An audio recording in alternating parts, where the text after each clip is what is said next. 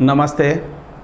ఈ మహమ్మారి corona virus సందర్భంగా ప్రజలందరూ లాక్డౌన్ ఒత్తిడిలో ఉన్నారు.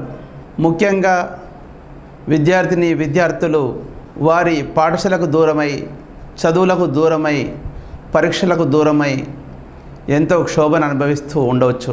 10వ తరగతి పరీక్షలు మన తెలంగాణ రాష్ట్రంలో 3 పేపర్స్ తర్వాత ఆగిపోయిన విషయం మీ అందరికీ తెలిసిందే. మిగిలిన 8 పేపర్లు జూన్ 8వ తారీఖు నుండి 29వ తారీఖు వరకు పరీక్షల టైం టేబుల్ ఇచ్చింది. ఇలాంటి లాక్డౌన్ సమయంలో విద్యార్థులు ఎదుర్కొంటున్న ఒత్తిడులకు వాళ్ళు వారి ఉపాధ్యాయులతో దూరమైన వేళ ఎలా పరీక్షలు రాయాలి అనే అయోమయానికి గురవుతున్న వేళ మేము JS3 అనే సంస్థతో ఒప్పందం కుదుర్చుకొని ఈ 10వ తరగతి పరీక్షలు రాసే విద్యార్థుల కొరకు ఒక ఆన్లైన్ క్లాసుల రూపకల్పన చేసినాము. ముఖ్యంగా తెలంగాణ రాష్ట్రంలోని పేరొందిన భాషా పరిజ్ఞానం ఉన్న, విషయ పరిజ్ఞానం ఉన్న ఉపాధ్యాయులతో ఈ ఆన్లైన్ క్లాసులు ఇస్తున్నాం. ఆ ఆన్లైన్ క్లాసులు ఒక పాఠశాలకు పరిమితం కాకుండా, ఒక పాఠశాల విద్యార్థులకే పరిమితం కాకుండా ఈరోజు ఆర్మూర్ పట్టణమే కాకుండా ఆర్మూర్ చుట్టుపక్కల పరిసర ప్రాంతంలోని 10వ తరగతి విద్యార్థులు ఎవరైతే జూన్ 8వ తారీఖు నుంచి పరీక్ష రాయబోతున్నారో వారి ఉపయోగార్థము ఈ ఆన్లైన్ క్లాసులను పిల్లలకు ఉపయోగకరంగా ఉంటుందని మా ప్రతిపాదనను ఈ NCN ఛానల్ వారి ఛానల్ యాజమాన్యానికి ఇవ్వగా వారు మనస్ఫూర్తిగా ముందుకొచ్చి మేము కూడా ఈ పిల్లలకు విద్యను అందించడంలో మేము కూడా ఒక ప్రధాన పాత్రను పోషిస్తాం అని ముందుకొచ్చి మనకు ఈ విధంగా సహకరిస్తున్నందుకు మీ తరఫున, మా తరఫున, శ్రీభాషిత పాఠశాల తరఫున NCN యాజమాన్యానికి, నవనాథ ఛానల్ యాజమాన్యానికి నా మనస్పూర్వక అభినందనలు తెలుపుతూ ధన్యవాదాలు తెలుపుకుంటున్నాను. ఈ విషయ పరిజ్ఞానం ఉన్న ఉపాధ్యాయులు రోజుకు కనీసము 1 గంట మొదలుకొని 1 గంట 30 నిమిషాల వరకు వారు పరీక్షా సమయంలో ఎలా ప్రిపేర్ కావాలి అనే కోణంలో మీకు క్లాసులు ఇవ్వబడింది. ఇట్టి క్లాసులను ఈ నవనాథ ఛానల్ వాళ్ళు NCNలో నవనాథ్ ఛానల్లో రోజు 2 పూటల ఉదయము మరియు సాయంత్రం మీకు ప్రత్యేక ప్రసారం చేస్తారు. ఇటువంటి సదవకాశాన్ని విద్యార్థులు దీక్షతో, పట్టుదలతో దీనిని సద్వినియోగం చేసుకోవాల్సిందిగా నేను అందరినీ ప్రార్థిస్తున్నాను. ముఖ్యంగా ఈ పరీక్షల సమయంలో విద్యార్థులు ఎటువంటి ఆందోళనకు గురి కాకుండా సబ్జెక్టు పైనే దృష్టి పెడుతూ అనుభవం ఉన్న ఉపాధ్యాయులచే ఇచ్చిన గైడ్లైన్స్ను తూచా తప్పకుండా పాటిస్తూ చక్కగా పరీక్ష రాసి ఉత్తమ మార్కులతో పాస్ అయి ఆర్మూర్ను మన తెలంగాణ పటంలోనే ఒక గొప్ప ప్రాంతంగా పేరు తెచ్చుకుంటారని మనస్ఫూర్తిగా ఆశిస్తూ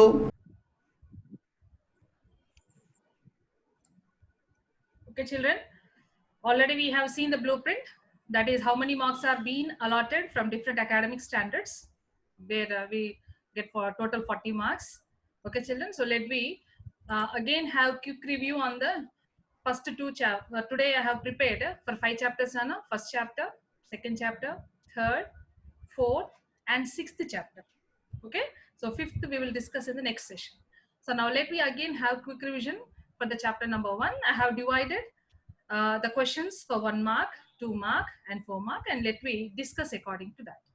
After discussion, again I'll have some time for you, and you can ask me the doubts whatever you have. Okay, child? Okay, now let me go for very short questions, Nana. Especially every question paper consists about photosynthesis for 1 mark or 2 marks. So when you go for the define photosynthesis, okay, they may ask you either define photosynthesis or else write balanced equation for photosynthesis. Just I'm reading the questions now. Again, we will discuss about these all. Okay. Now, next, what are the raw materials and products of photosynthesis? If we have the concept of just a balanced equation or define photosynthesis, you can write all this. Okay, what are the raw materials also you can write, and what are the product also you can write. Next, what according to C.P. Van Neel is photosynthesis? That is also very essential. Okay, so balanced equation is different from C.P. Van Neel. First, C.P. Van Neel have given his explanation. Then after that, we have concluded, gone for the balanced equation. Next, now again we have to see some other questions like what is emulsification of fats, what is bolus, what is chyme. Okay, let me see the photosynthesis here, Nana. So what is photosynthesis? The green plants, what they'll do, they'll take carbon dioxide from air, water from soil, sunlight, and in the green parts where the chloroplast is present, this carbon dioxide and water will react with each other to form sugars. What in by sugar here? Glucose. Now this glucose will combine to form a polymer starch, and in the starch the food material whatever the plant has prepared, that has been stored. Next, along with this, oxygen is also released. This oxygen is also released. Okay, children. So this is nothing but the definition of photosynthesis. In the simple sense, green plants utilize carbon dioxide from air, water from soil, sunlight, and in the chloroplast they all react with each other to form sugars releasing oxygen. This is what we call as photosynthesis. Okay, then what is the balanced equation, Nana? 6 CO2. How many molecules of carbon dioxide are utilized? 6. So see here how many? 6. Now this 6 CO2 will react with the 12 water molecules in the presence of sunlight and chloroplast to form 1 molecule of glucose along with the release of 6 molecules of oxygen. So now what are the raw materials for photosynthesis here? Carbon dioxide, water, sunlight, and chloroplast. So sunlight and chloroplast will be called as factors, but the raw materials are carbon dioxide and water. Next, what are the products? What are formed here? The sugar. Directly you can write sugar, or else you can write glucose, or else starch. Okay, either of these three you can write anything. That is like sugar, glucose, or starch. Along with that, oxygen is released and some water molecules are also released. If you don't write water molecules also, no problem, but these two we have to write. That is the glucose and oxygen should be released. So these are the products of photosynthesis. Okay, children.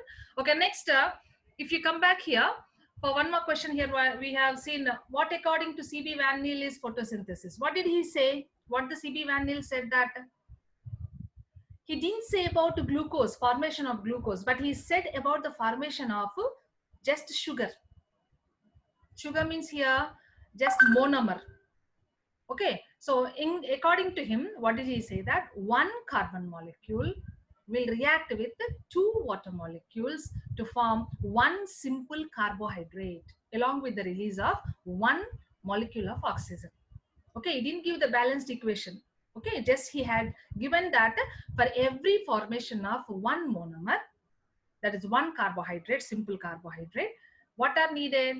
1 molecule of carbon dioxide, 2 molecules of water to form 1 simple carbohydrate along with the release of 1 molecule of oxygen. That is about the C.P. Van Neel photosynthesis. So these are the first 4 questions which are there. Compulsory, they will be recurring in our examination. So be careful regarding these 4 questions.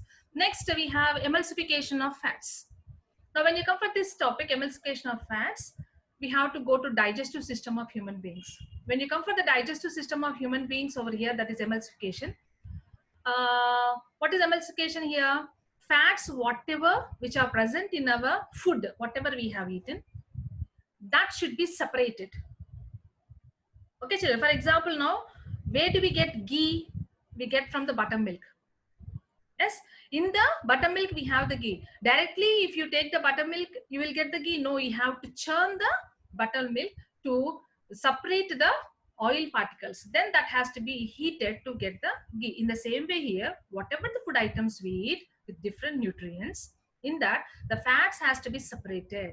Fats has to be emulsified. That is nothing but what you call as emulsification. Okay, fats are separated in the form of small fat globules on which the lipase will act to convert into fatty acids and glycerol. That is what we call as emulsification of fats. Okay, next, what is bolus? Whatever the food we ingest, we masticate, it forms into a round structure, and then that round structure is being swallowed by us. That is whatever we call it as bolus. Whatever the food we take into the mouth, that is masticated and formed into a round structure which is being swallowed by us. That is what we call as bolus. Next, when you come for here, the chyme. This is also related with the digestive system. It is nothing but the partially digested food material which moves from stomach to duodenum. And the very speciality of chyme is its nature. What is its nature? It is acidic in nature. What is the nature? No, it is acidic. Why? Because the gastric juice has hydrochloric acid.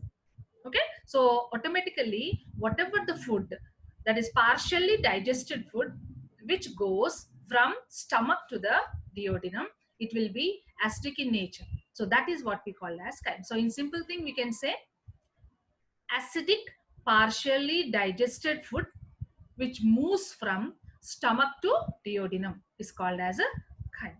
Okay, children. Now let me see here the 2 marks question. Whatever here we have, some other from the first chapter itself. Describe parasitic nutrition in Cuscuta. When you come for Cuscuta here, what you have to remember? It is plant, but it does not have green color pigment. That is, chloroplast is not there. That is the reason it cannot perform photosynthesis. Then how it is going to get nutrition? It is going to depend on other plants. That's why it is called as parasitic nutrition. Okay, children. Then what you have to remember about the Cuscuta is it mainly has 2 types of roots. One is anchoring root. Next one is haustoria. What are the 2 roots, Nana? One is anchoring roots and next one is a haustoria. What the anchoring root will do? The seed of the Cuscuta will germinate and release or form anchoring roots which will fix the Cuscuta in the soil. Then the Cuscuta will start growing its stem, which different species have different colors.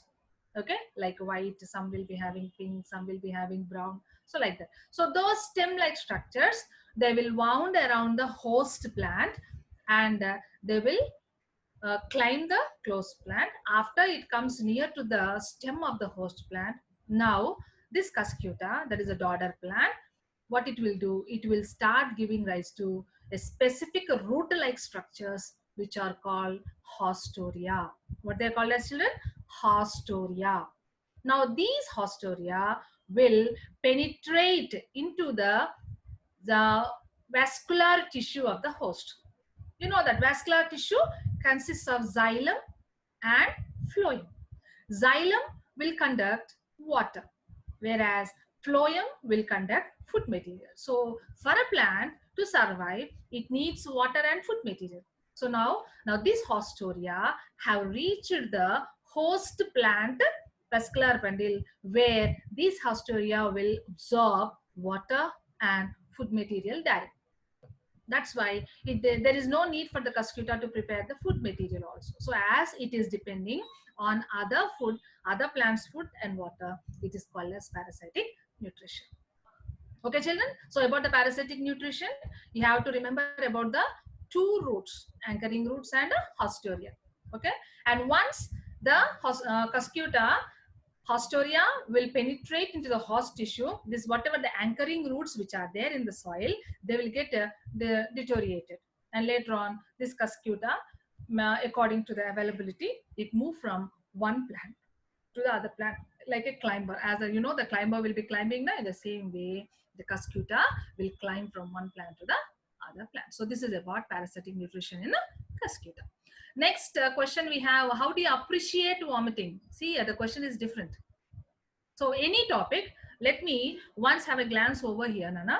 So whatever the academic standards we have, academic standard 1, that will be asked in any either way also, maybe in academic standard 2 or else in the academic standard 6, if possible.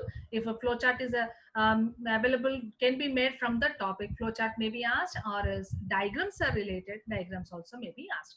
So now here, this what was the second question which is displayed in front of you, that belongs to academic standard 6. How to write academic standard 6 question is important. Answer is just like academic standard 1 only, those points only, but we have to change our pattern of performing the answer on the question paper. Now the question is about how do you appreciate vomiting. What is vomiting, children? Just revise what is vomiting. Getting rid of waste material, undigested material, excess material from our digestive system.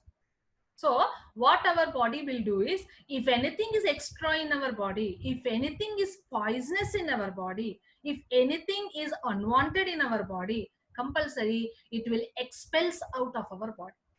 Not only the digestive system, anything. Okay, especially the digestive system, what it will do is, whatever the food items which are present till duodenum, from what, Nana? From the mouth to the duodenum, those all parts, what are the food materials which are present in those parts, if they are unwanted, if they are poisonous, if they are excess, okay, if they are harmful to us, then they are expelled out through vomiting. Okay, if the food materials are present away, that is after duodenum, that is they are present in small intestine, large intestine part, then they are expelled out as loose motions.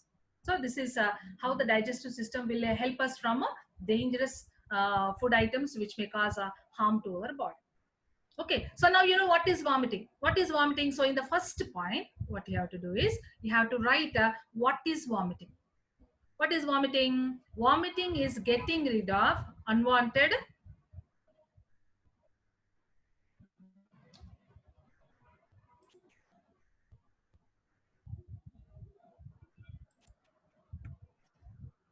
someone. Raghava, you are requesting to control my screen. You are disturbing me.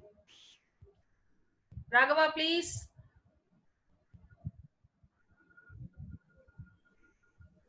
Please, Raghava. Ma'am. Ma'am? Someone, Raghava. Please see the screen. He is requesting remote control of my screen. Raghava, will you stop it? Yeah, ma'am, he said, okay, ma'am. But Please carry on. it is not moving off. Is it? Okay, I'm moving it. It is not changing, ma'am. It's not going to another. No problem. I have moved that block the side. Okay. Now, children, listen to the vomiting, Nana. What is vomiting? Getting rid of unwanted, excess food material, poisonous material. If they are not removed, now the second point, children. What we are trying in the second point? First point, the definition of vomiting. Next, second point, what happens if vomiting is not done? See here, this question may go to academic standard 2. Now the question may be like this: what happens if vomiting does not occur in our body? Did you understand, children? The academic standard 1 question is, what is vomiting? Academic standard 2 question is, what happens if vomiting does not occur in our body? And the third type of question is, how do you appreciate vomiting? If it is AS1 question, first point is sufficient. AS2 question, we have to write first point, that is what is vomiting.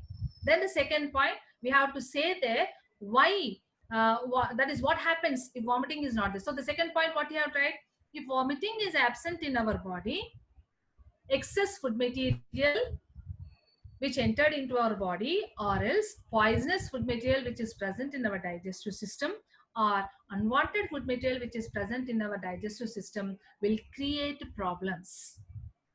Okay, I will create problems. So this is the second point.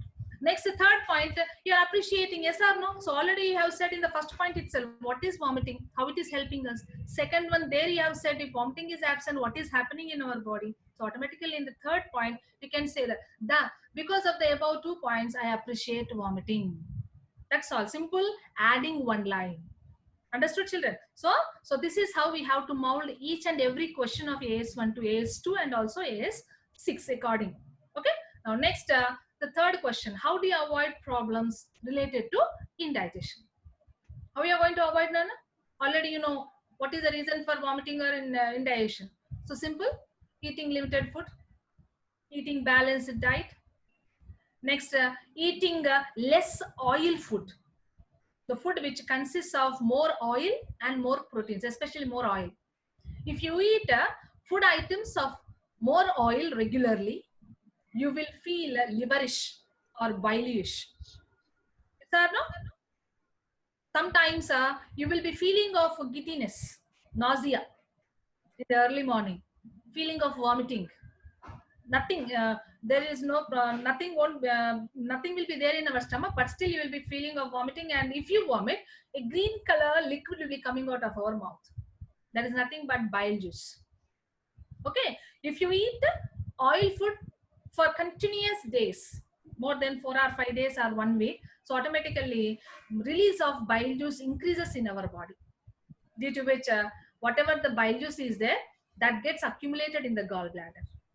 Okay, children, due to which we feel nausea and we feel vomiting sensation, and we will vomit that extra bile juice which has been secreted by our body. So to avoid, that is also one of the reason why we feel indigestion. So we have to avoid oil food, regular eating. We should eat, but we should avoid it regularly eating. Okay, we should eat balanced diet, and we should not do exercises soon after we eat. Many of the people in the lunch hour, what they will do, they will eat very fast, and they will go for playing.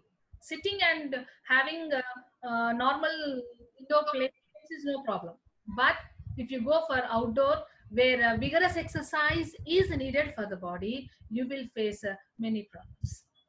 Okay, that also will lead to the indigestion. So these are all the things these are all the regular daily applications now. So this will come under the AS6. Okay, next after that, what is malnutrition? Malnutrition means everyone will say very happily, deficiency of one or more nutrients in the food whatever we intake will lead to malnutrition. Okay, that, but here the question, a little twist is over there. Do you support obesity as malnutrition? In our textbook, we have kwashiorkor, marasmus, and obesity. Kwashiorkor is a protein malnutrition. That means because of deficiency of proteins, you are going to get kwashiorkor. Whereas marasmus, because of the deficiency of proteins and calorie-rich food, that is carbohydrates and oil, if they are less in our diet, whatever we are eating, we will suffer from marasmus, which is protein and calorie malnutrition. But when you cover to obesity, it is not because of deficiency. It is because of excess intake of the calories. So what do you mean by malnutrition, Nana? Don't only think it is because of a deficiency. Malnutrition means it is an intake of nutrients in deficiency or excess. Okay, so if you take in less amounts also, we are going to suffer from malnutrition. If you take in excess amount also, you are going to suffer from malnutrition. That is the reason we say obesity is also a type of malnutrition, in which more calories are intaken, which will lead to the accumulation of more fat in our body, especially our body weight, 20%, more than 20% will be occupied by the fat. Then that situation, we call it as obesity. Okay, children. Next, here he has asked. Ma'am, 1 second. Yes, ma'am. Actually, students are asking why we should avoid intaking of oil food for indigestion problem. Okay. Madam, please answer it. Okay, I will answer it. Now, children, that is the reason I have added one question in the very short answer. What is emulsification of fats? What is emulsification of fats? Separating of fats into fat globules. Who will do this? It is done by the bile juice. Who will do this, Nana? It is done by the bile juice, which is secreted by the liver. What are the components of the bile juice? It does not have any enzymes, but it has bile pigments, bilirubin, biliverdin. Yes or no, Nana? Now when you come for this bilirubin and biliverdin, They are needed for the emulsification of fats. Once the fats are emulsified, then only the fat digestion continues. Fat digestion means action of lipase on the fats, which converts into simpler forms, fatty acids and glycerol. Who is doing these all things? The liver. How it is doing? By secreting bile juice. So if you eat more oil foods regularly, what the liver will do? It will produce more bile juice. But whatever the bile juice which is needed for our body, only that much amount is released into the duodenum, and rest is stored in the duodenum. For 4 days or 5 days, we continually ate the non-veg or else oil foods. After the 4 or 5 days later, you didn't eat. If you eat, no problem. If you continue eating the 5th, 6th, 7th, 8th, 9th day, no problem. But daily we won't eat non-veg. But unfortunately, because of any function, we carried for 4 or 5 days. On the 6th day, now we went to our normal balanced diet. But our body has habituated for that high content of oil food. So automatically what the liver will do? It will continue its more production of bile juice. But only little bile juice is utilized in the duodenum and rest is stored in the gallbladder. So anything excess in our body is waste only. So automatically what our body will do? Anything extra is there, it will try to expel outside. So what the gallbladder will think? The excess bile juice is a waste for us. So it has to be get rid. And how it can be get rid? By vomiting. That is the thing why you feel bilish or else liverish.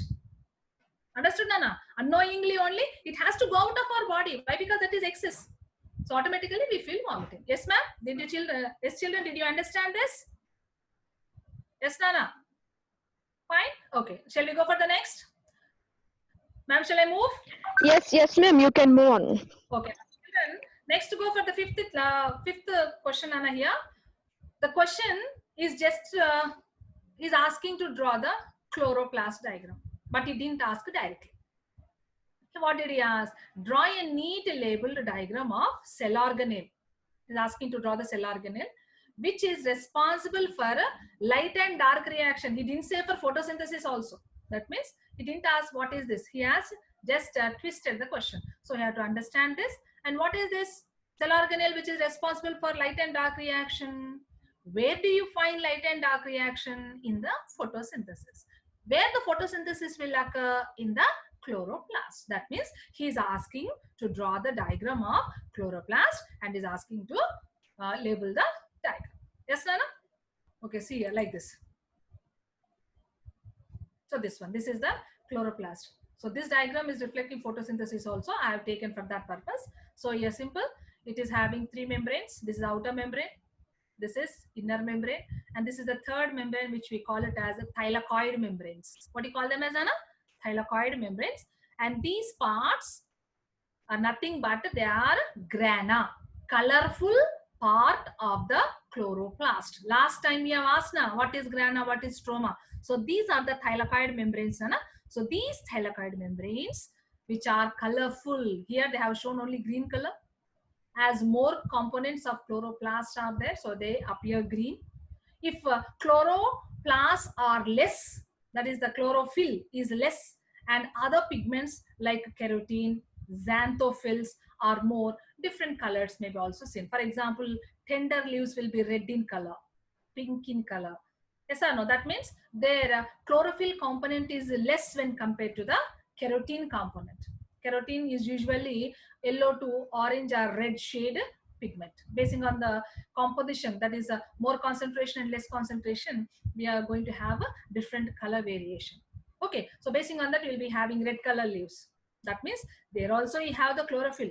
Instead the leaves are red in color, instead the leaves are yellow in color, but still chlorophyll will be there, but less quantity than the other color. So automatically those leaves also can perform photosynthesis. Remember this, Nana. This may be one of the question. The leaves are red in color. Do you think they will perform photosynthesis? Why not? There we have to explain. Okay. So these are the grana, which will consist of thylakoid membranes. And this, whatever this area which is there here inside the chloroplast, that is called stroma. Okay, children. So this is the grana and this is the stroma. So this is about the and whatever the in between, you will be having small membrane-like structures which will be connecting the grana. See here. So this is a pile of thallicar membrane, and these are also the pile of thallicar membranes which will be internally connected, which are called stroma thallikites. Okay, or spread thallikites. So that is about the structure of a chlorophyll. Okay, fine, Nana? Next, if you see here, the next question: what happens if we heat test tube with methylated spirit and leave directly on the flame? Last time we have discussed this. Why we are discussing about the presence of starch in the leaves. That is, to test the starch in the leaves, what you have to do, we have to compulsory heat the leaf in the methylated spirit. Why we have to heat the leaf in the methylated spirit? To remove the green color present in the leaves. Okay, so if you directly heat on the flame, what happens? This is very important precautionary question from this experiment. Okay, what happens? They will spill out, catch flame, and may burn our face. So that is the reason we have to not heat the methylated spirit and leaf directly on the flame. Instead, we have to heat in the water bath. Okay, next, see the 7th question. What preventive measures you have taken while you done the activity to show oxygen is liberated during photosynthesis? So this we are going to discuss just within few minutes after I have drawn some videos for those experiments. While we see the experiments, we are going to discuss that. Okay, Nana? Now the last one, draw a neat label diagram of transverse section of leaf. In the last session only, we have discussed in detail about this. Okay, fine. Any doubts about that? Madam, Yes, ma'am. the question is why light reaction takes place in grana only? Why light reaction takes place in grana? What is light reaction? When you come for the photosynthesis mechanism, in the light reaction, 3 steps are correct. First step is absorption of sunlight. Who will absorb the sunlight here? Pigments. Pigments are specific molecules which will absorb specific frequency of a wavelength of light. For example, now, why my saree is yellow in color? Now, whatever the saree I have on is an yellow color. Yes, why my saree is yellow in color? Because whatever the light which falls on my saree is white light, which consists of all ranges of colors. In this, usually, if you in your physics also you have learned, if you pass the light through a any different media or else through a prism, it will split into 7 colors with GR, that is formation of rainbow. That means it is consisting of a different color range. Yes, white light consists of different color range. So when white light falls on a body, basing on the absorption of light and reflection of light, colors are available. Colors are being seen to our eyes. Okay, when white light falls on my saree, except yellow color, all other colors are absorbed by my saree. Only yellow color is reflected back. That is the reason this yellow color is reaching your eyes and my saree is visible to you as a yellow color. In the same way, in the leaves, in the thylakoid membrane, that is in the chloroplast, we have thylakoid membranes now. In the thylakoid membranes, we have pigments. Already in 9th class, we have learned about the different types of pigments in a plant cell. We have chloroplast, we have leucoplast, we have chromoplast. Chloro are green in color, leuco are white in color, whereas chromo are colored other than green. Okay, so why they are colored? Because they are having those pigments. Okay, why the leaf is green in color? Because it is absorbing all colors except green and it is reflecting. Whenever the light is absorbed, then only the energy is taken. Remember this. Without absorption, we can't expect the energy to be saved for photosynthesis. Understood, children? So here, light reaction is a compulsory to be done in the grana only.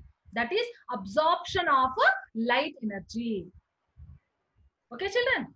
Understood here? So in the grana, we have pigments which are associated as photosystems. What you call as PS1 and PS2. In higher classes, you are going to learn in detail about them. Photosystem we call it as.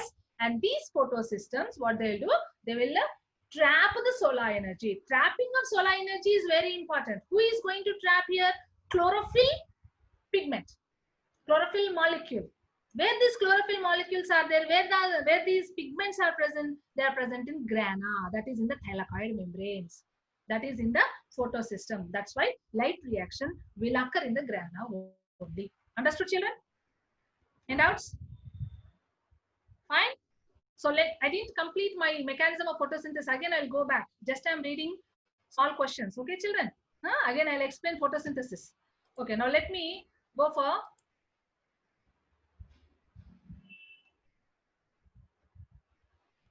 here. Now the 4-mark question. The photosynthesis, mechanism of photosynthesis have come. Now let me discuss about the photosynthesis in detail.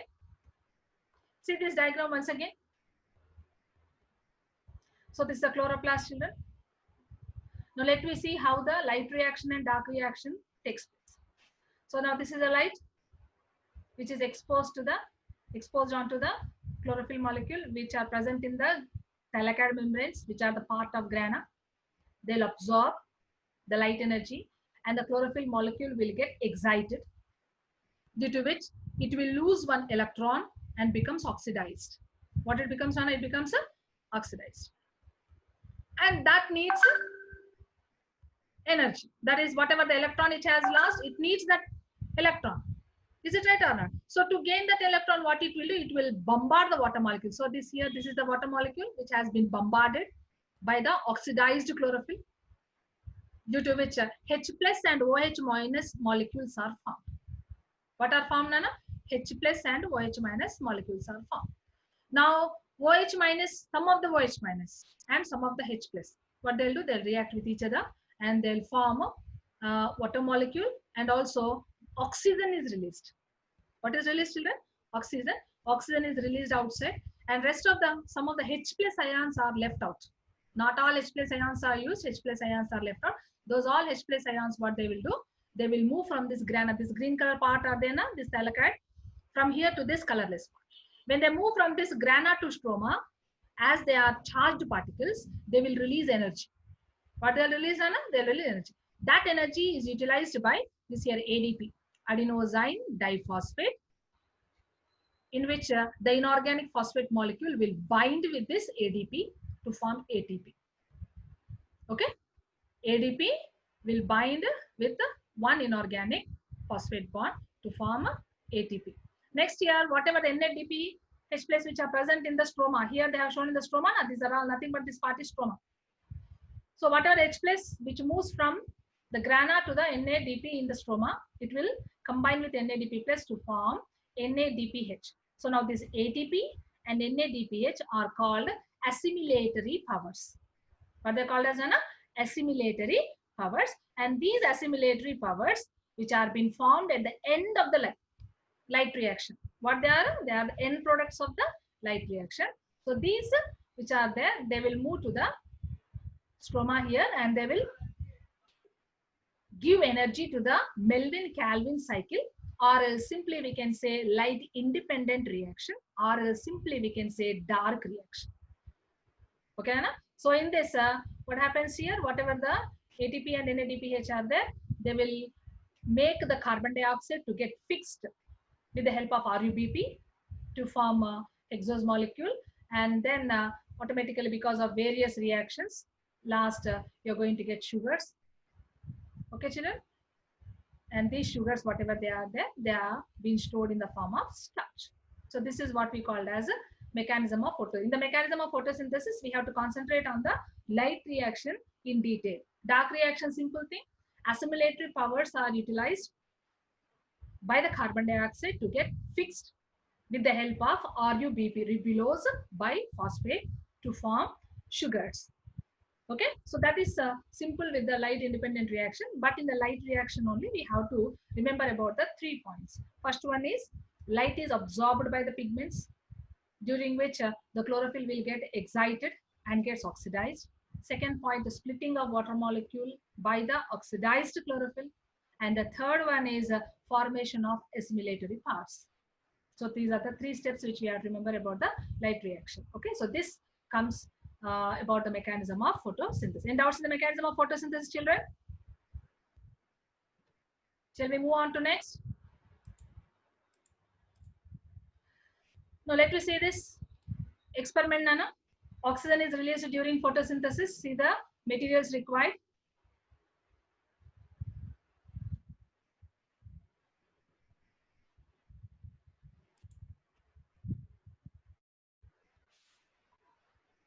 We need beaker, glass funnel, test tube, sphincter, glowing sphincter or matchbox along with the hydrilla plants. So if hydrilla plants are not available, we can go for the Kara, which are nothing but submerged plants.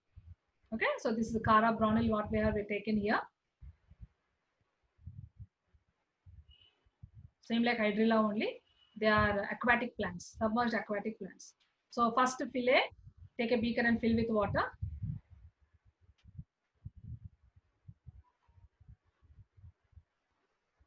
Then take funnel, Nana, and insert some Kara plants. Here I have taken Kara. Here in Kara we are taking. You can take any aquatic plants like hydrilla also. Okay. So now properly keep the funnel, invert the funnel into the beaker there.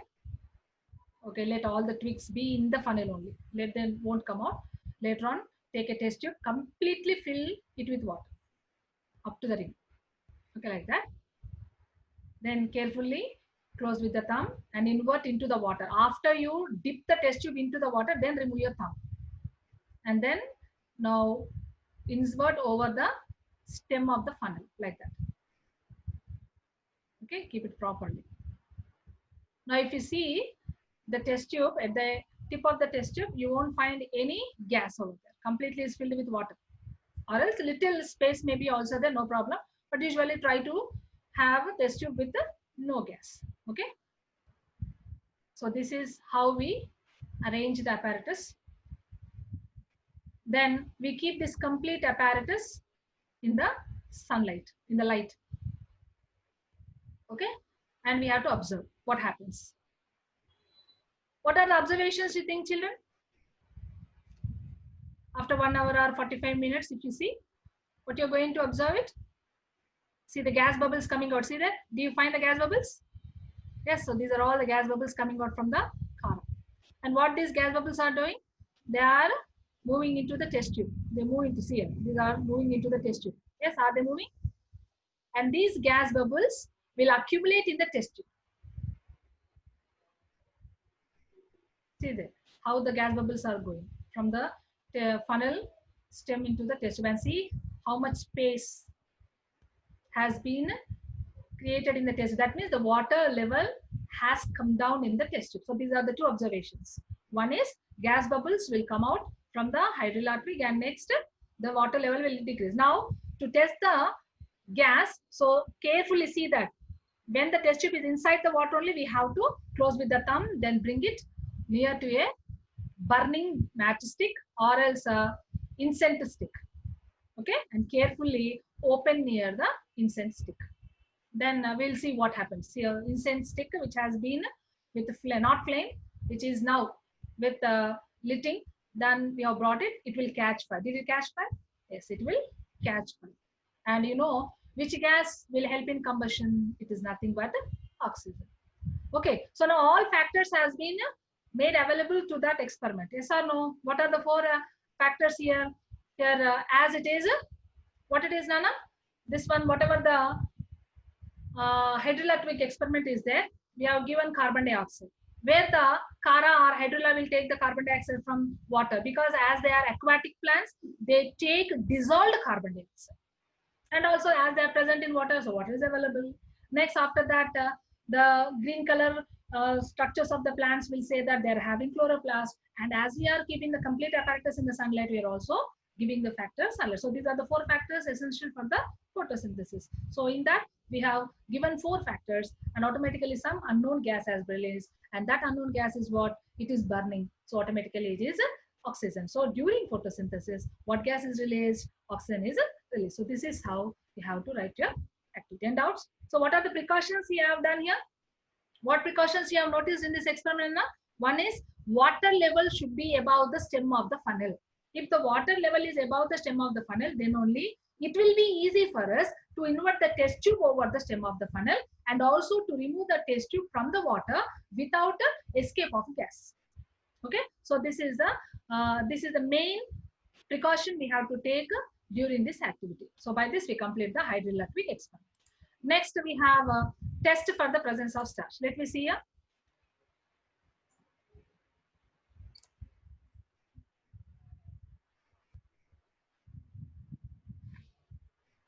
So take one leaf, any leaf, then take water bath, is directly dipping into that. But what according to our activity is there, Nana? This is water bath, directly we should not take. What you have to do, we have to take test tube. In the test tube, we have to have the methylated spirit. Okay, see now, first he has taken into water a little bit to softify. Then he will now keep it in water bath. So in the test tube, what is there? Methylated spirit. Before keeping in the methylated spirit, for some time he kept in boiled water to soften the tissue. Now see here, what are the green color leaf is there? What happened? It has become pale in color. Methylated spirit has got color. Now what the leaf? Leaf is pale in color. Now it is not green in color. Yes, it has become pale, colorless. Green color has been removed. Now again it is been washed in water very delicately. We have to spread it over a petri dish. Here he has taken one floor, a ceramic floor he is spreading, or else in petri dish we can spread. Take iodine reagent, have 1 or 2 drops, and see what happens to the leaf. So what is happening to the leaf, Nana? It has converted to blue-black color. So what this will indicate? That in the leaf, starch is present. Why? Because iodine will react with the starch to give blue-black color. So this is the presence of starch. So what are the precautions here? Just only 2 precautions are there. One is we have to not boil the methylated spirit directly on the flame. That is first one. Second one is while spreading the leaf here, it will become very, very delicate. So we should be very careful while spreading the leaf. So usually we do it with a brush. Okay, as that person is very, very efficient. So he has used the other things, but here usually we use the help of brush and we spread in the petri dish. So these are the 2 precautions of this experiment. Next, let me go for the next experiment here. Carbon dioxide is necessary for photosynthesis. So what are the materials required? We need a potted plant with long, narrow leaves. See, our leaves are long, narrow, along with the potassium pellets. See, Anana? He has taken potassium hydroxide, KOH. Very important. Why we have to take KOH? It is a base. What is the function of base? Usually it will react with acid. Okay, where is the acid in this experiment then? The carbon dioxide itself is acid. That is the reason why when we use beverages like the Pepsi, Sprite, Thumbs Up, when you drink with very chillness without loss of gas from the Sprite or Pepsi, you will find soreness on our tongue. That is because of presence of carbon dioxide gas in that water. Okay, so the carbon dioxide itself is an acid. So that carbon dioxide has to be removed. We have to create a carbon dioxide free environment. So for that purpose, we use this strong base, which is a KOH. Instead of KOH, we can also use other bases like NaOH, sodium hydroxide also. Okay, so here we have taken potassium hydroxide. Then we have taken that is a wide mouthed glass bottle, such that we can insert this, whatever the elongated leaves we have taken in the potted plant, this one of the leaf attached with the plant only. Let me insert this half of the leaf into this glass bottle. That is why we have to take the glass bottle with a little bit wide mouth. Okay. Next, we need iodine solution for testing. Next, grease and split cork here, such that we can insert the leaf. Now take the potted plant with long narrow leaves, and what you have to do, we have to destarch them. Destarch means remove the starch from the leaves. For that purpose, we have to keep the plant in a dark place for weekdays, near 4 to 5 days or weekdays, such that whatever the starch which is present in the leaves, that will be utilized by the plant and the leaves will become de-starched. What they'll become, Nana? De-starched, such that this starch will not interfere with our experiment. Okay. Next, after week days, on the day of experiment, now the leaves are free from starch. That is, they are de-starched. Then on the day of the experiment, what we have to do? We have to freshly prepare KOH solution, and then we have to take into the glass bottle. The precaution is we should not make the leaf to touch with the KOH solution. Very important. Okay. So this is how we have kept the split vertical crop, and then we are fixing into the mouth of the bottle. Okay, children. So we have to see that half of the leaf is outside the bottle and half of the leaf is inside the bottle.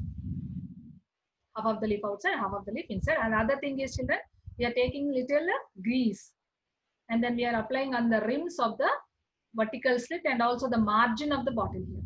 Vertical slit and also the margin of the bottle. Why? Because whatever the outside carbon dioxide is there, it should not go inside. Whatever the environment which is present inside the bottle, KOH is there now, that will absorb the carbon dioxide, and the environment inside the bottle is carbon dioxide free environment. So to not disturb that environment, what we'll do, we are going to apply the grease over it to avoid the exchange of gases. Now water the pot plant, and then keep this complete apparatus in the sunlight. See here, is the leaf is touching the KOH? No. Now this, whatever the KOH is there, what it is doing? It is absorbing complete carbon dioxide inside the bottle, and carbon dioxide free environment is being done. Now this, take complete apparatus and keep it in sunlight for 4 to 5 hours. Okay. Now after 4 to 5 hours, see this, the leaf is still attached with the mother plant. We have not detached it. Okay. Now after the 4 or 5 hours, now take the leaf, detach it from the mother. Now we have to remove. Okay, detach it.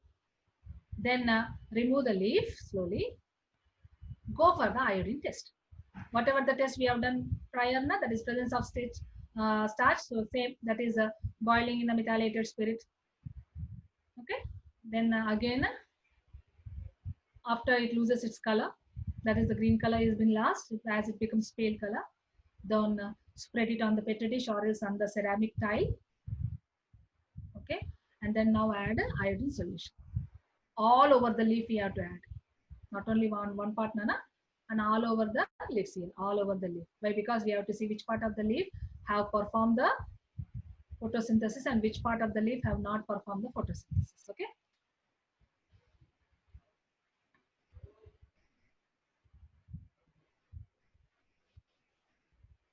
Observe it. Observe the color changes, Nana. Which part of the leaf is getting little bit converted? If you leave it for some time, after a few minutes, you will see the leaf like this. See here. See here, children. This is the part of the leaf which is outside the bottle. How we can say it is having here petiole here. Leaf petiole is there. This is the tip of the leaf. That means this part of the leaf was inside the bottle. This part of the leaf was outside the bottle. Okay.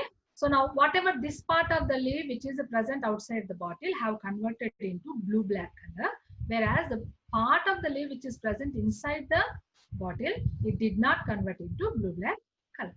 That means this part has converted, performed photosynthesis, whereas this part did not perform photosynthesis. Why? What may be the reason? This part have got all 4 factors. Carbon dioxide was supplied, water was supplied, sunlight was supplied, chloroplast was there. So all 4 factors were available. So it has performed the photosynthesis, formed glucose and converted into starch, and this starch reacted with iodine to form blue-black color. But whereas here the part which is present inside the bottle, it got all factors except carbon dioxide. Why? Because we have removed the carbon dioxide from the bottle with the help of KOH.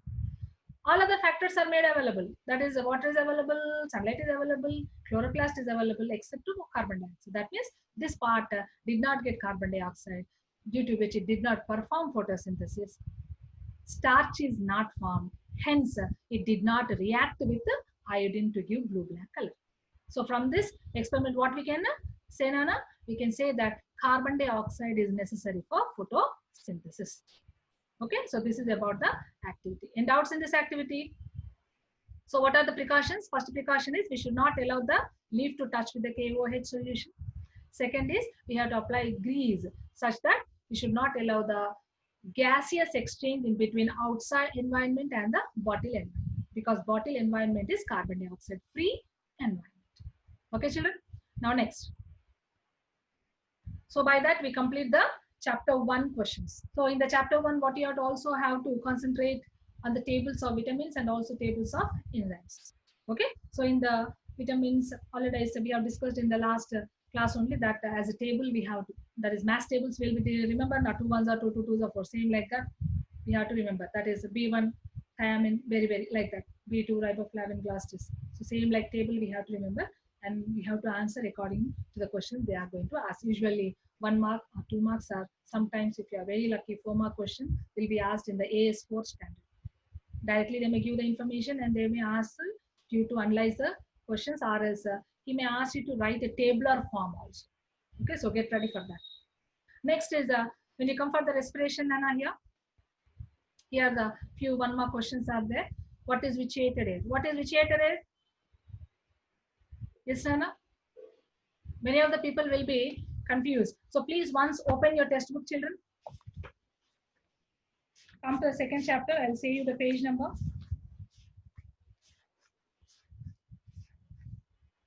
Page number 25.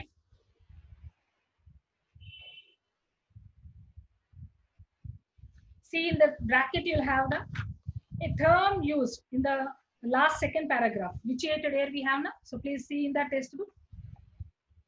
A term used then to show air from which the component needed for burning has been removed. Many of the people will think that vitiated air means carbon dioxide.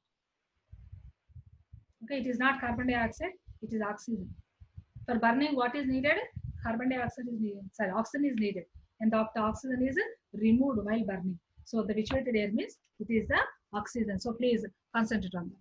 Next, other question, what causes the pain in muscles after vigorous exercise? Everyone know we get pains, and why those pains are? Because of accumulation of lactic acid in our muscles. Okay, and that will cause pain in the muscles.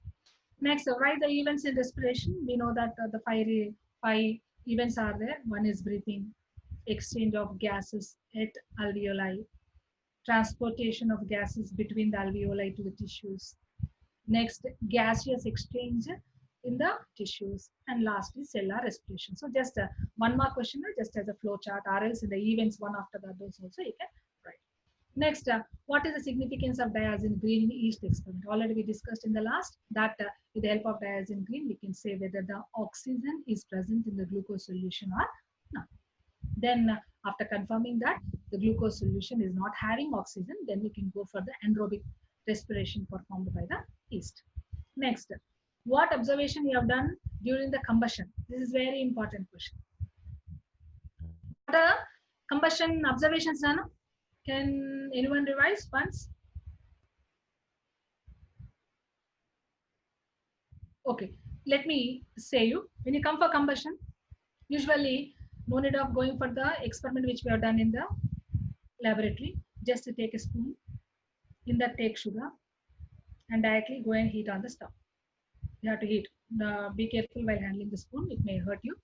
So which is having that is a handle, or else with the help of cloth or other anything, you take the help and heat it over the stove. What you will first find, whatever the sugar is there, it will melt first. Why it will melt? Because before combustion water should be removed. For that purpose the sugar will melt and water molecules which are present, they get evaporate. Then it becomes charred. What in by charred? Charring takes place. Madipovadu. Okay, na? Charring takes place. After the component gets charred, that is the glucose gets charred, then it becomes red hot in condition. In our houses, children, usually we find only till charring. Usually your mother will be cooking on the stove and sometimes she may forget and you will be getting all charring smell. Madipoyinattu vaasana vastundi kada, but akkada varake usam, charring varake usam. But if you keep that material like that continuously, complete food material in the vessel will become charred, then it becomes red hot, okay, and then it starts burning. That is combustion.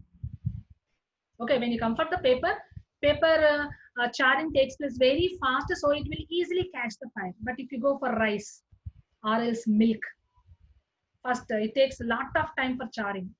Okay, and after complete charring takes place, then it becomes red hot, then it catches fire, and then it burns. So these are the observations during combustion. Okay, Nana, what are the observations during combustion?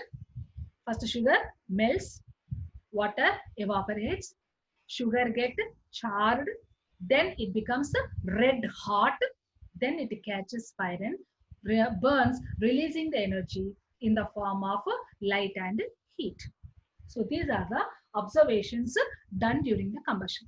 If you are aware of these observations, then you can write the differences between combustion and respiration. We discuss a little bit later. Okay, children? Any doubts in the observations you have done during combustion? And also, in our experiment, we have shown that during combustion, carbon dioxide is released, that is by passing the gas into the lime water, which converted into milky white. That is normal. Next, see here. What are the specific structures present on stem which helps in exchange of gases? It didn't ask in the plants. Specific part here, as it is one more question. So, you know, on the leaves we have stomata. On the stem, we have lenticels. What are the specific structures, Nana? Lenticels present on the stem, which helps in the exchange of gases. Not only on the stem, on the roots also, the lenticels will be present in normal plants. That is not the plants which are present in waterlogging system.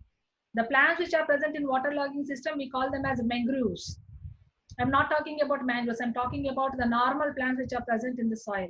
They also will have lenticels on the roots, not only on the stem. They also have these openings on the roots, which will help in the exchange of gases. Whatever the small air spaces which are present in between the soil particles, that air will be utilized by the lenticels for the exchange of gases for the roots also. But in the waterlogged conditions, what happened? The air spaces which are present in between the soil particles is filled with water. No air is there. So in that case, those mangroves will produce aerial roots. What they will produce, Nana? Aerial roots which will come up of the soil. And what they will do?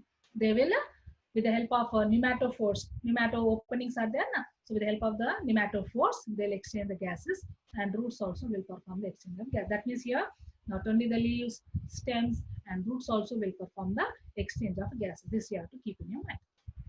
Okay, next. The next question is, why does mountaineer carry oxygen cylinder on their back? So if you understand the mechanism of respiration, then you are going to answer this. That is how the inhalation and exhalation will happen, Nana. It is basing on the pressure. Yes or no? That is inside pressure. If it is less and outside is more, then inhalation occurs. If the inside pressure is more and outside pressure is less, exhalation occurs.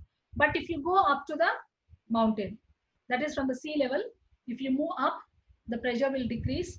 And if you move down the sea level, pressure will increase. So if you go into deep sea level also, we will feel problem regarding inhalation and exhalation. And also if you go above, that is above the sea level, to the onto the mountain, there also will find the problem regarding breathing. So that is the reason why we take oxygen cylinder. Why? Because on the mountain, the outside pressure will be very, very less. Very, very less. So automatically what happens? From the high pressure, the air will be moving to the low pressure. So always the air from the lungs will be going out. Exhalation will take place very easily, but inhalation will be very hard. So for that purpose, oxygen cylinder with a particular pressure we have to carry. Okay. So because of that, it will be easy for us to intake the oxygen on the mountain. Whereas the reverse thing will happen in the deep sea level. In the deep sea, what happens? Pressure outside is very high and inside is less, so no problem. So automatically from outside, the air will rush into the lungs. That is, inhalation is very easy, but exhalation will be hard. So in that case, we will, what they will do, and if that high pressurized oxygen will enter into the lungs will get damaged. The lungs will get bleeded. Internal bleeding takes place. So to avoid that, there also will carry the oxygen cylinder with the proper pressure, such that that pressure will help us to take normal inhalation and normal exhalation. So this is why the mountaineers and also deep sea divers they will carry the oxygen cylinder on their back. And doubts? Next, let me go for 2 mark question here. What happens if epiglottis does not work properly? What is epiglottis? If you open your mouth and see in the mirror, you will find a small finger-like structure which is hanging. Okay, so that whatever we call it as here, this one here in the pharynx region we have, that one is called as epiglottis. What this epiglottis will do? It will cover the glottis. Whenever we are intaking food or intaking water, it will avoid which one? The epiglottis will cover the glottis, and it will avoid the entry of food and water into the respiratory tract, due to which choking of respiratory tract will be avoided. If choking happens, what happens? We feel breathless. And if that breathless situation continues for a few seconds or 1 or 2 minutes, then we have to lose our life also. So for that purpose, what the epiglottis will do, Nana? Epiglottis will cover the glottis over here. Okay, this is what happens if epiglottis does not work properly. Food and water molecules will enter into the respiratory tract and chokes, which will result suffocation, which may lead to the death of the body also. Okay, next, how do you appreciate the function of diaphragm? What's the function of diaphragm? First of all, diaphragm will help in inhalation and exhalation. So without diaphragm, inhalation and exhalation is difficult. So that is the reason why I appreciate the diaphragm. We'll see in detail in a mechanism of respiration just after a few minutes. Next, why does breathing increases when we do vigorous exercise? Very important. When we do vigorous exercise, what happens? When a metabolic rate will increase, due to which intake and that is outtake of gas also will increases. Breathing. No doubt we are taking more air and we are releasing more air. We think that we are taking more air, but the thing is we are not making the oxygen to stay for more time in the lungs such that it can exchange morely. We are just taking it and taking out, taking it and taking out. Due to which what happens, Sana? We will fall oxygen debt. That is the reason why the muscles which are present in our body, which are doing vigorous exercise, they go for anaerobic respiration. Understood, Nana? Okay, so your 2 explanations has been come. Why the body will perform anaerobic respiration, and also why does breathing increases when we do vigorous exercise. Okay, fine. Next here, 4th question. What are the precautions you take while you did the experiments with yeast to show carbon dioxide and heat are released during anaerobic respiration? What are the precautions? You should not allow any oxygen component in the glucose solution. That is first precaution. So for that purpose, we have to heat the glucose solution, not boil. If you boil, it will get bubbled up.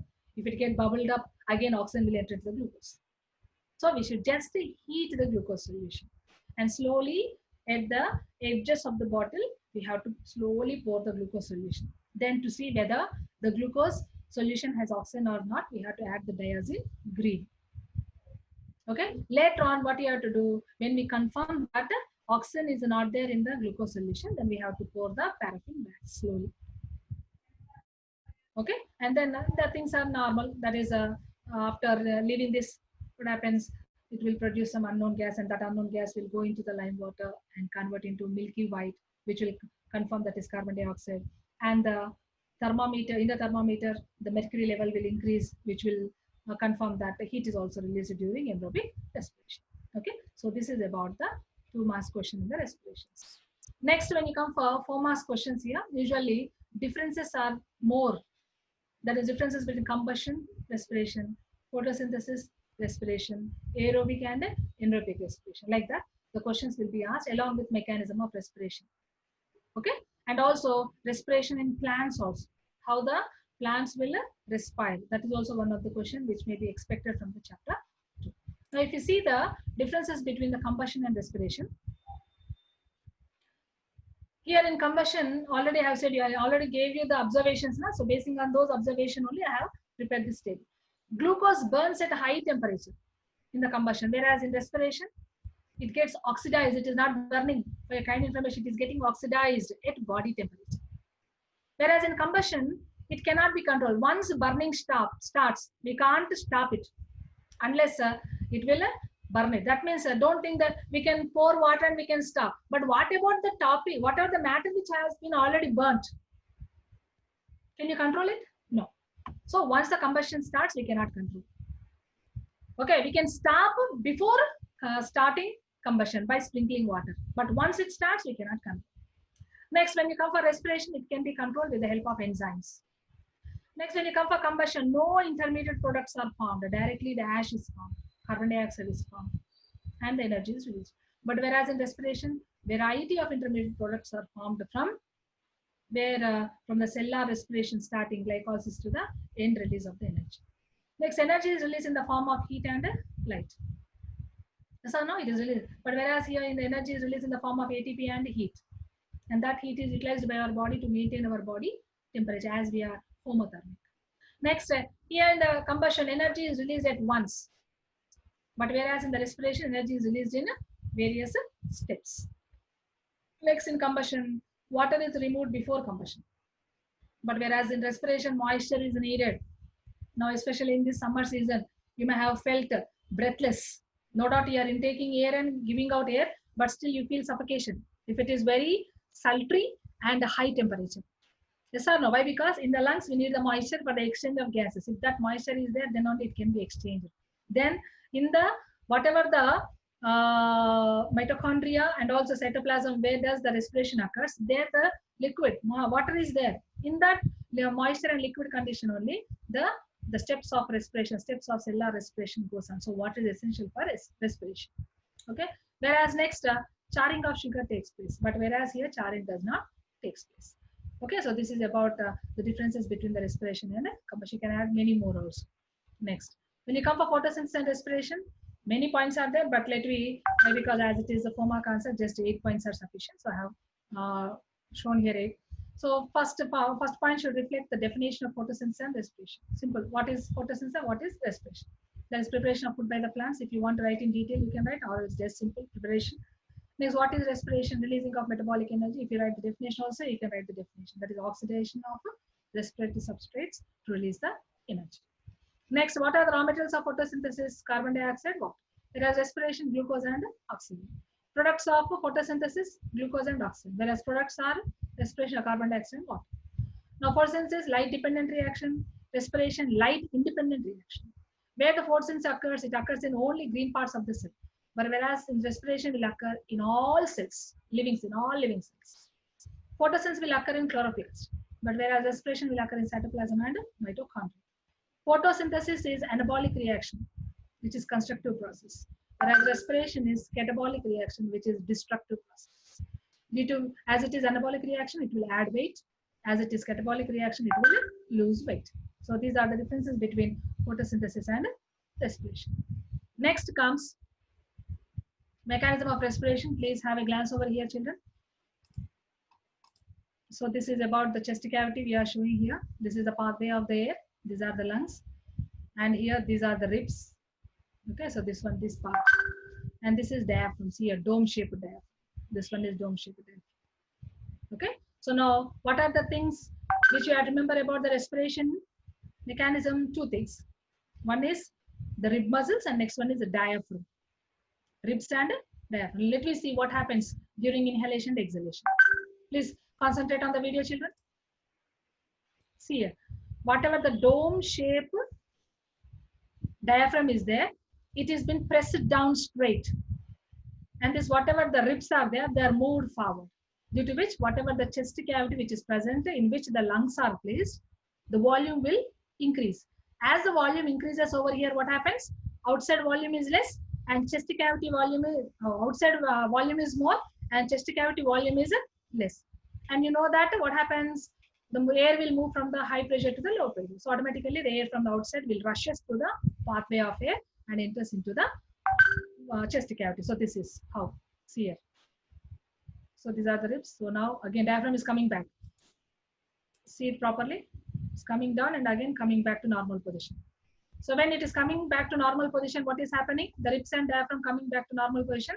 This chest cavity volume is decreasing. Volume decreases, pressure increases. Outside pressure less. So automatically the air from the lungs will rush out of our body through the pathway of air. Please observe it. So here he's showing. So let me once again show you the video. See, I won't stop it now here. Please observe it.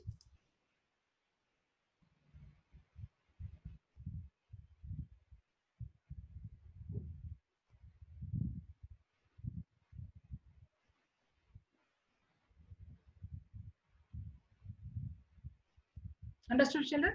This is how the mechanism of photosynthesis takes place. Okay. So by this we complete the second chapter. Any doubts in second chapter, child?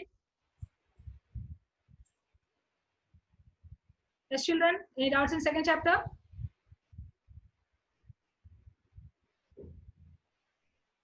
Ma'am, anyone have written in any chat box? No, ma'am. They are saying no. Okay, fine. Shall we go for the third chapter, children, now? Ma'am, it's already 10:45. Okay, ma'am.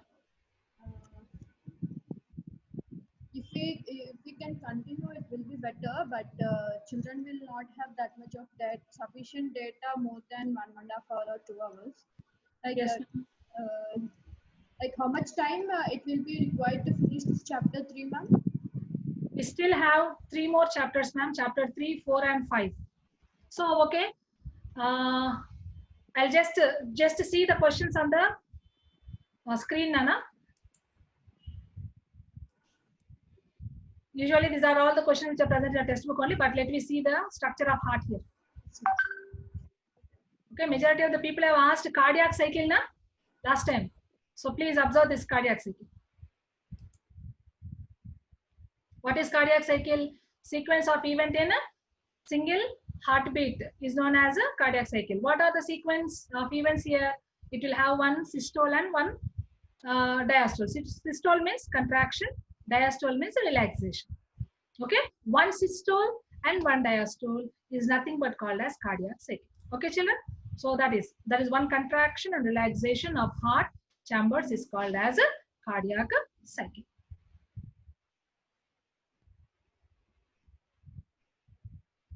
So these are the 4 chambers. See, let me see here. What are the 4 chambers here? So these are the upper, this one, and this side you'll have this one. So this chamber, it is left side, and this is right side. Nana. Right atria, left atria, right ventricle, left ventricle. This is blue color is right side, red color is left side. Okay, children. So now this is a tricuspid wall. And here you'll have bicuspid wall at the junction of left atria and left ventricle. At the junction of right atria and right ventricle, you'll have tricuspid wall. This is pulmonary aorta originating from the right ventricle. And here, whatever the walls are present, these are the pulmonary walls. And here at the left ventricle, here this red color tube which is coming out, this is called as systemic aorta or aorta symbol. And at this here, at the origins here, you will be having walls, and these walls are what known as systemic or aortic walls. So these are the 4 walls. You have to remember what are the 4 walls, children? Tricuspid wall, bicuspid wall, pulmonary walls, systemic walls. These are the 4 walls you have to keep in mind. Okay, children. Now let me see the cardiac cycle. What happens in the first stage, imaginary phase? See here, these 4 chambers are in relaxed condition. Which condition? Diastole condition, which is imaginary. Okay, so let me continue here. So this is imaginary. 4 chambers are in a relaxed condition. That is imaginary. Joint diastole stage we call it as imaginary stage. So here showing the walls, tricuspid wall, bicuspid wall.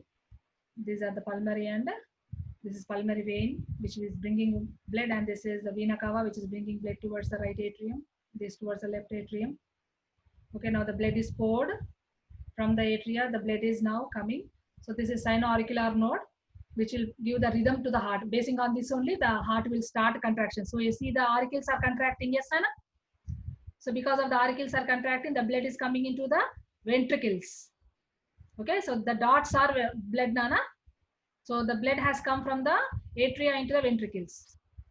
Okay, so this is what we call as first stage. What is this? Atricular systole. Okay, after joint diastole, atricular systole will occur, because of which the blood from the atria will be pushed into the ventricles, okay, or pumped into the ventricles. Now next, what happens because of the sensations which are being sent? Now these ventricle walls are contracting, see there? Yes or no? Or the ventricle walls are contracting or not? Yes. Because of that contraction, what happens, Nana? The blood will try to go into the pulmonary aorta from here to systemic aorta. And also they will try to go back into atria from here to here, from here to here. So to avoid that, this tricuspid wall and this bicuspid wall will close very forcibly, giving the first sound heartbeat, which is called lub. Okay, let you see that.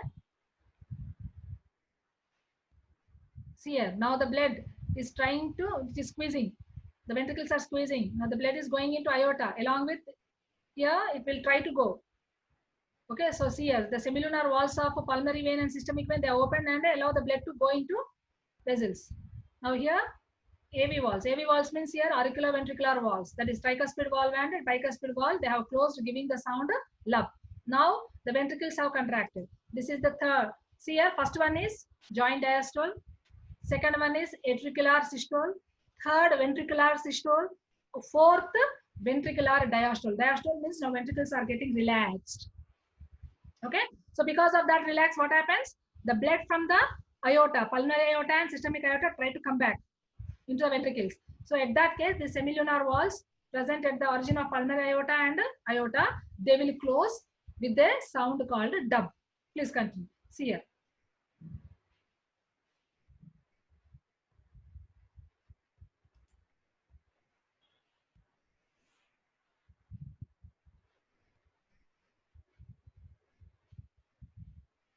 So they are shut down.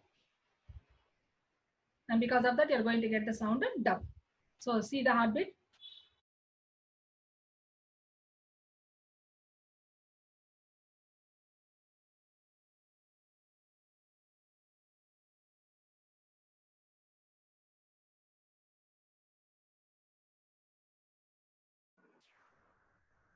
Ma'am, hello. The video is struck. It is not. I mean, your screen and your video both are struck, ma'am.